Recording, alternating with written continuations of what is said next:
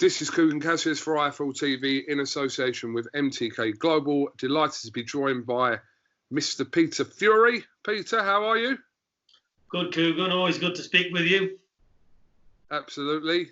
Who says real men can't wear pink, eh? Yeah, exactly. I like pink. I like a bit of pink. Oh, absolutely. How have you been keeping kind of over the last few weeks, Peter? Been keeping all right, KUGAN. Just doing some training, trying to keep myself healthy and just keep busy. I've been doing all right. I haven't really found it a problem. Yeah, I suppose you could have used the last sort of 3 months to people's advantage if you wanted to, or you could have just kind of become lazy. It's how you kind of adapted to it. Well, if I had become lazy, I'd be like Michelin Man, because I can put like 8 or 9 pounds on in a week, no problem. So I've got to I've got to watch what I'm doing. But no, I've enjoyed it. I've kept myself healthy, and that's all you can ask for, really. Everybody's good. Good to hear. Good to hear. Obviously, I did an interview with your boy Huey the other day, and also Dave Allen over a fight that potentially may or may not happen. We don't know. I mean, there's been talk of it, but that's a fight that you like, Peter, for Huey. I think, yeah, you know, I'm not really too pushed if that fight happens or not. It's just one of them fights. But if it happens, he'll take it. You know, if Dave Allen wants to box Huey, then it's no problem. It's a sport. And, you know, they're both in the heavyweight category. So, you know, it's okay. And if it gets made, it's a good fight. So, yeah, I think it's a good match if it can get made. And I think the only thing that can stop it, for what I'm listening to, is Dave Allen wanting too much money or something like that. Because he said if the money's not right, he's not going to do it. So it's one of them. But if not, any of the probably some other English heavyweights out there, we'll probably have a look at some of them. So like I said, I don't think Huey's going to be out really till September, October time, do you? So like I said, so there's plenty of time. But if Dave Allen comes up, then yeah, it's we'll definitely look at it. Eddie Hearn's obviously outlined his plans to do this matchroom fight camp in the back garden of the matchroom headquarters with kind of four weeks of successive boxing, which leads into the Povetkin-Whyte fight. But has Eddie spoken to you about Huey fighting on any of those shows? Has those conversations taken place at all, Peter? No, I haven't spoke to Eddie at all. You know, Eddie speaks with Daniel, and then Daniel speaks to me. Absolutely. And what's the crack regarding Savannah Marshall, Peter? Again, we're just waiting to see what happens, but she's probably looking September, October as well. Because I know the Newcastle show with Ritson has been put back till October. So I think Savannah, I think a world title fight will get made, but I think it'll probably be September, October. That's what I'm being told as well. So do you anticipate both Huey and Savannah just fighting the once this year? Would you be satisfied with that? I think we've got to take whatever we can get. I would like Huey out 2 times at least. You know, if we can get him out, you know, back to back on fights, that'd be a lot better for him. So I'm just we're just waiting to hear. They're both in training. You know, Huey will take a fight at the earliest opportunity he can get one. So like I said, it's all down to Eddie to make these fights, and when Huey can get back out there in Savannah. I think with the situation regarding, until it starts running up again at some point next month, it is all up in the air, and a lot of fighters are in this position where they don't know when they're going to be next fighting. No, it's one of them, isn't it? So there's nothing we can do. We're just in everybody's hands, waiting. But our job, we're ready to go, KUGAN. Ready for the phone call. Pick up the phone. Yeah.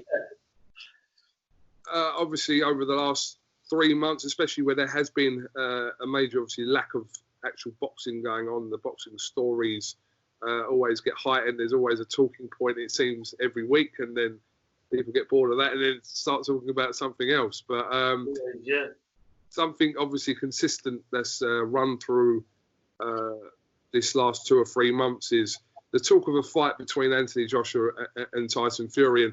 And both of those fighters have fights before they can get to that, obviously with Pulev and the third Wilder fight. But I spoke to Bob Arum recently, Peter, about the venue location for this, and obviously a lot of countries in the Middle East and wherever else have put their names up to try and host this fight. But Bob Arum obviously spoke about Daniel Kinahan's influence in where this fight could take place. And I know that you're friends with Daniel Kinahan, Peter, and you have a long-standing relationship with Daniel Kinahan. Is that correct? It is, absolutely. We go back a long time, ever before any of us got involved in boxing whatsoever. So, like, probably about 22 years ago now. So that's how far me and Daniel go back. And we used to have a good relationship many years ago. We still do. We used to do some work together a long, long time ago. And then our paths, we went separate paths.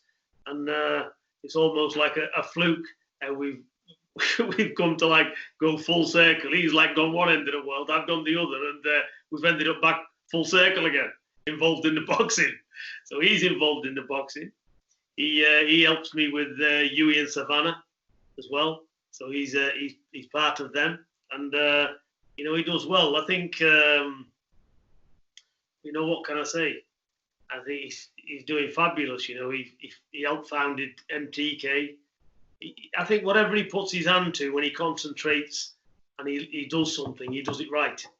So that's always found him. You can take him on his word. You don't need any more than that with Daniel. He's a man. He does what he says. You see what you get on the tin with him, and you can't ask for no more than that. And he's a very good businessman. He does very well. But there's a lot of trust there. They're almost like family to us. We go back that far, so he does brilliant. And I know he advises a lot of world level fighters as well on an independent advisory role. So, like I said, he doesn't get the credit he deserves in boxing. He's caused a major shift in boxing behind the scenes for all the right reasons. He's got a lot of I think he advises many fighters across the board. So he's in the background of that, the advisory role. But like I said, he's got a lot of people's trust, whether it be promoters, right down to the boxers, everything. Because what he says, he does. He's always been like that. He's very matter of fact. There's no grey areas. It's either yes or no. And that's the way to do business. So he's certainly a man that I trust. Let's put it that way. From my own experience, he's always been spot on. And he's obviously he's known Huey since Huey's been a little boy, 5-6 years of age. So he's known Huey all of his life. So like I said, he's got a special relationship with Huey as well. So it is good, and it's nice to see people you've known from many years ago, come into the realms of boxing, and that trust is there from way back, years back. He obviously come away from, as you said previously, founded MTK, but come away from them back in 2017. But It seems to be kind of looking in that his influence within boxing is growing by the day. So, how influential would you say he is currently in today's boxing world, Peter? He's very highly influential. He's got some serious fighters as well. So he makes a lot of decisions, and he's probably he's up there with them, or if not above the ones that's in the spotlight. He's very serious fella in boxing. He puts his heart and soul into it. The thing is with Daniel as well, he's passionate with the sport. He loves boxing. He's a boxing man. He believes in it. He loves it. So it's a passion for him. So it's similar to myself, because I do this boxing as a hobby because I like it. And I think he's the same way implied. He loves the sport. So when you've got somebody like that who's good in business, and a straight player, that you can't beat that. That's why he's having the success he is, because everybody who knows him, everybody who meets him, trusts him, because he's not a man to deviate, especially around the pound note. He's very fair. Just coming back to that about AJ and Fury, it's the fighters, boxing fans, Peter, that you know, everyone kind of does want to see. But do you believe at some point we will see that fight next year? I think if both of them come through the fights, why not? I think each one's only a fight away, aren't they? So, you know, he's got to get through Pulev, and he's got to get through Wilder. So, providing they get through them fights, then it'll get made. But, you know, nothing's a foregone conclusion. There's people in the way that's trying to stop that fight being made. They've both got fights to go, and you know, boxing's not a foregone conclusion. Anything can happen. Wilder's got a massive punch, yeah. So Wilder can turn it around at any second, you know. So they're all dangerous fights. Pulev ain't no pushover. Pulev really fancies the fight with Joshua as well. So providing they come through them fights, then of course it'll get made. It'll be a blockbuster. It'll be a massive fight, won't it? Very big. But we've seen plans be obliterated out the window, and no bigger memory than obviously what happened almost a year ago and a week ago when Joshua lost to Ruiz, where no one saw it coming. It happened, and I suppose it was a reminder in heavyweight boxing, expect the unexpected. And these guys like Pulev and now Wilder, they're not going to sit back and, you know, and wait for an AJ Fury fight. They want to make a dent, and they want to be in them positions themselves. Well, this is it. You know, look what everybody's got to play for. You know, so the enthusiasm's there. You know, one will want to regain his belt back. You know, Pulev, you know, be thinking, you know, it's a road to success. It's just the rewards are so great. You know, it's like I said, it's all entertaining stuff. But definitely next year, I think we'll see the belts unified anyway in 2021. I actually interviewed yesterday, Peter, Steve Cunningham, who was talking about obviously the time around 2013, etc. He's talking about the fight, etc.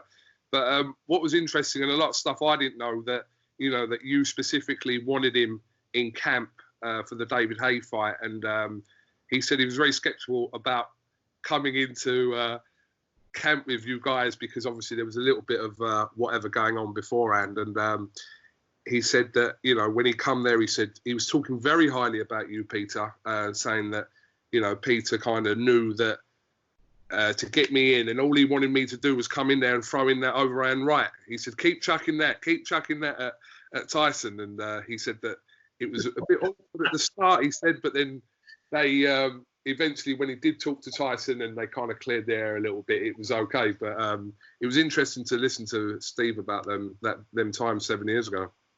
Listen, a lovely fella, you know, I met him, he come over, and the man's a gentleman, he's a God-fearing man as well. Got a lovely family, you know, real nice fella, Steve Cunningham. I got the height of respect for the man.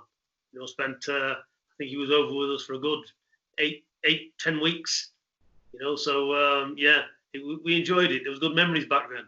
So a lot of respect for Steve Cunningham. You know, he's a top man. He is good fighter as well.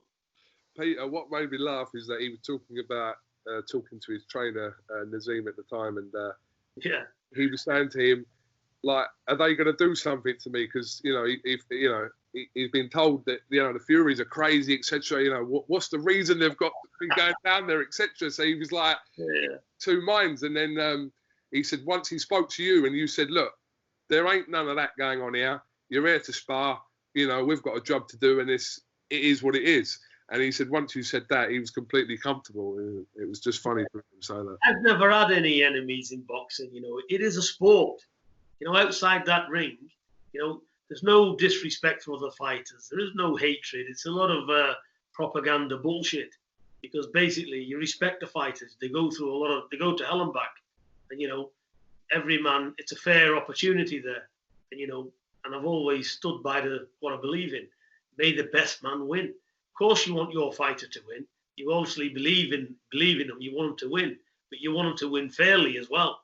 So there is no grudges. There is nothing. It's just only good wishes on my part anyway. That's all I want for all fighters. I've got no, even fighters that fight me son Huey, I've got no disrespect, no grudges. I've got the same respect for them, whether they're boxing others or boxing Huey. It doesn't matter to me. Nothing is personal in boxing. Nothing at all. You're ultimately both there for the same reason, to get the job done. And as long as everyone comes out of the ring safe, that's all that really matters, isn't it? When it comes down. 100%. You know, I've met a lot of fighters. You know, Dillian Whyte. You know, Dillian Whyte's a friend of mine. You know, I've got a lot of time for Dillian. I think he has for me as well. You know, we go back. He's been in camps. You know, I know him well. You know, so a lot of these fighters, you know, we all know each other, and a lot of it is what it is. Things get said, but it's all bullshit, isn't it? Just coming on to Dillian, obviously he's in a bit of an awkward situation with this because he's sitting there as kind of the mandatory challenger to the winner of Fury and Wilder. And he came out the other day and said, look, if Wilder isn't going to be ready this year, why don't the WBC just chuck me in and make that fight with Tyson? What do you think about that, Peter?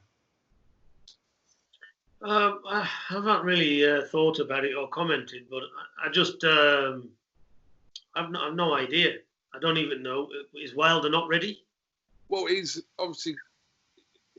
Eddie Hearn said the other day that he doesn't believe that Wilder will be ready after his surgery this year. He has a feeling. Okay, so I don't think he's going from any kind of specific facts. It's a feeling that Eddie Hearn has that Wilder won't be ready this year. So the question was just put to Dillian Whyte the other day, if that was the situation, why couldn't they just chuck me, as in Dillian Whyte, into the mix to fight Fury, as he is supposedly going to fight the winner in 2021 February? But you know, look, my opinion is this. You know, I know his promoter, Shelley Finkel, part of his management team. You know, obviously he was involved with the Klitschko negotiations when Tyson fought Klitschko. So I know him from then.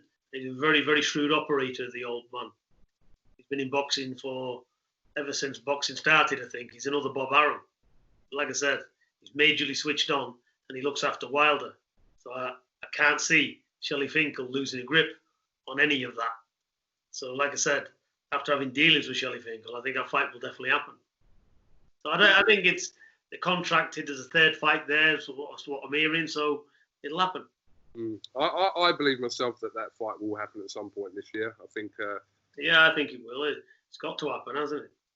But really, there shouldn't have been 3 fights in the first place. I can understand a rematch clause, but not a third trilogy. Do you know what I mean? should have been done and dusted.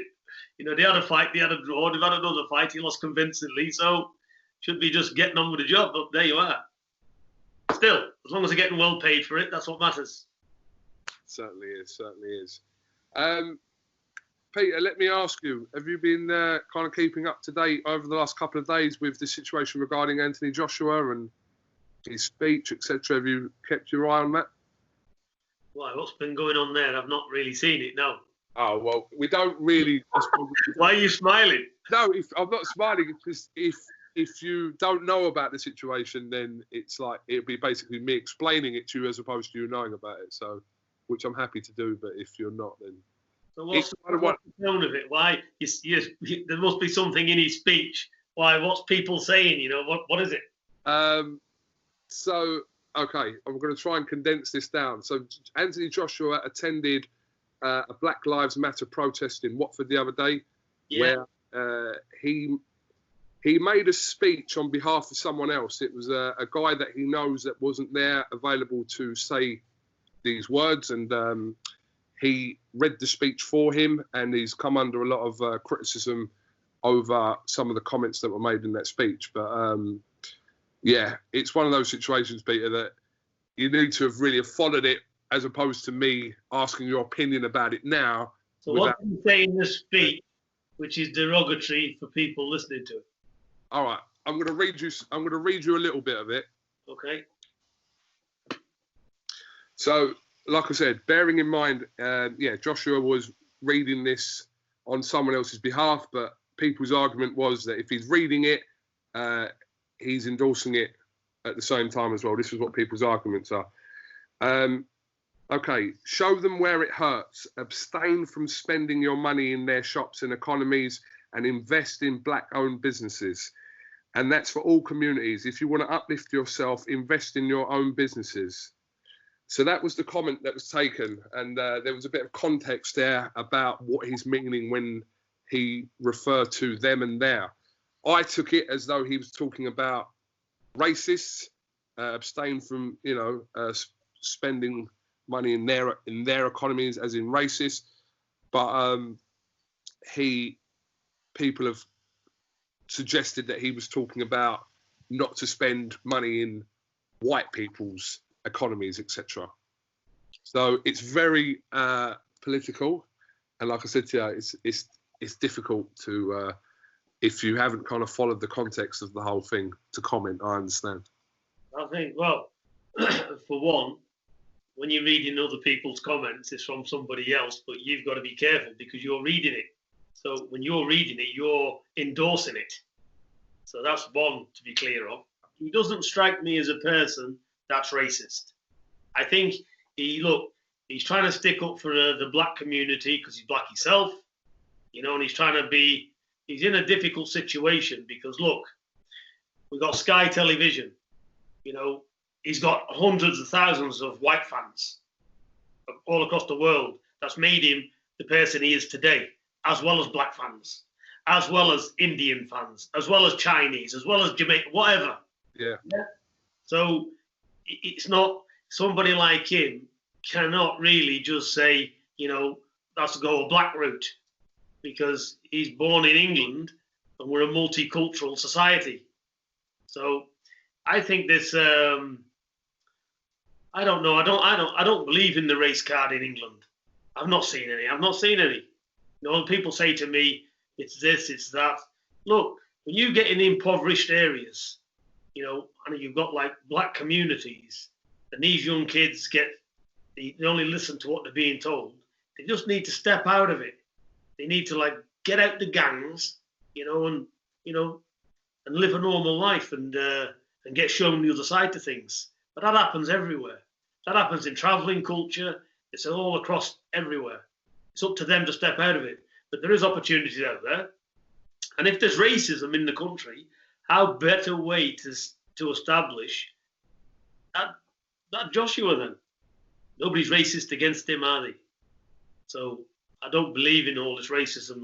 And while you're on the subject, that fella that got his knee put on his neck in America, yeah, that is murder. And that policeman murdered him, that's for sure. But they're also doing it to white people. There's white people in America with the same foot on the neck that's been murdered, yeah? And nobody's raising any big concerns about that. So let's have it right. Black and white are getting abused by the police anyway in America because it's there.